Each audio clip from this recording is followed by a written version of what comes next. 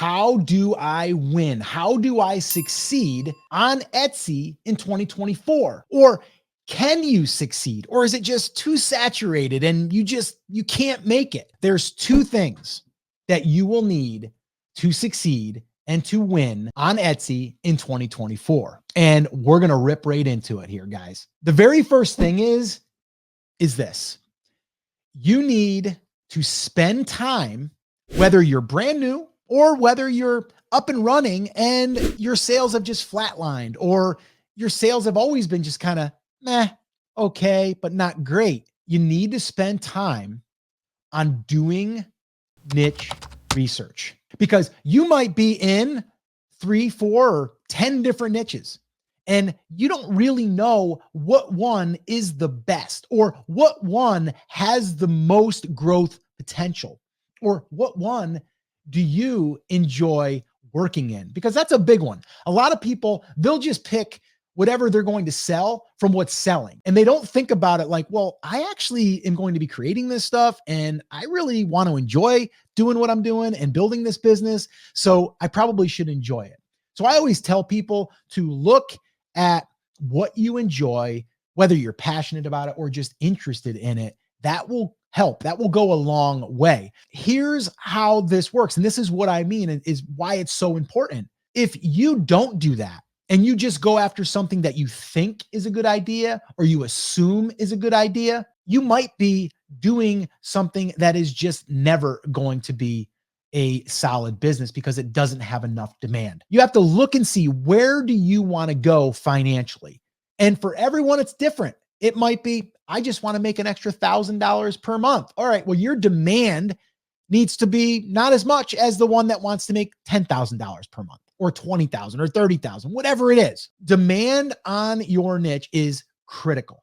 So an example is wedding. We all know that wedding is a massive, massive niche. And there's a lot of sub niches that are attached to it. Yes, you want to do your validation there to make sure that the sub niche that you're going to go into, or that you're going to start with, or what one should you start with, let's say that is going to come down to doing the niche research. Okay. Now we use Everbee, and Everbee allows us to look at real data. Okay. Numbers of a shop.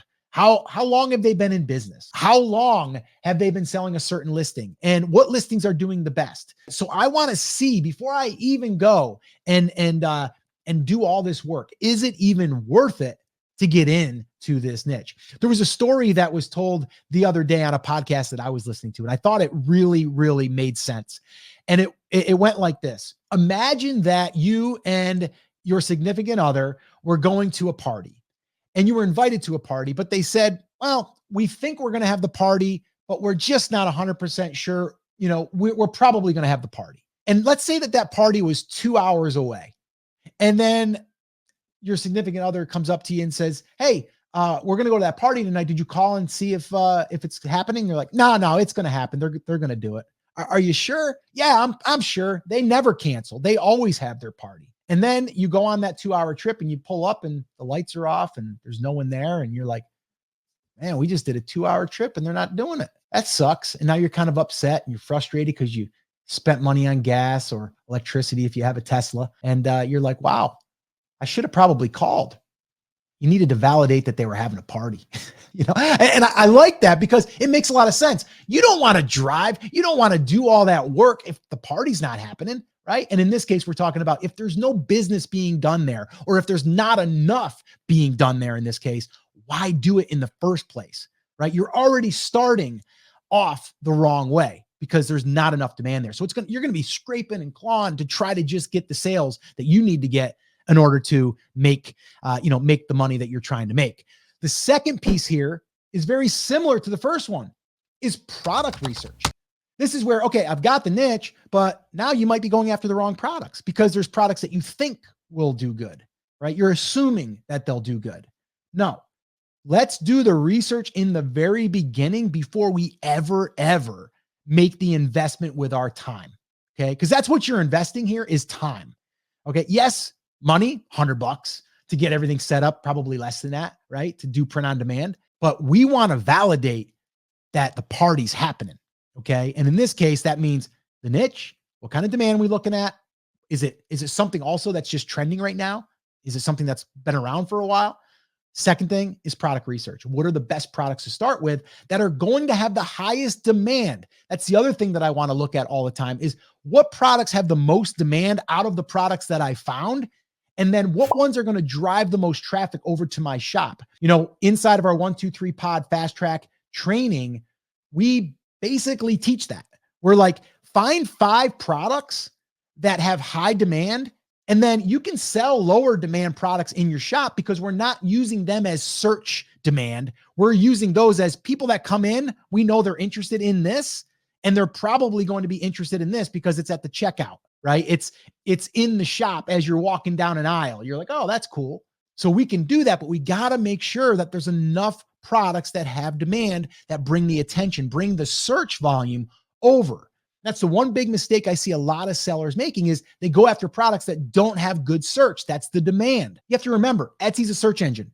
It's a search engine for what people are shopping for. If they aren't searching for it, you're not going to be found. It doesn't matter how good your SEO is. It doesn't matter how good your Etsy ads are, right? It doesn't matter. We need to make sure that it is there, right? That the demand is there. Another example of this is, and I did this personally, is I have an Airbnb. And before we bought, I had to do all the research of that surrounding area and the area itself and see what kind of bookings are done. What times a year is it popular? What's the going rates?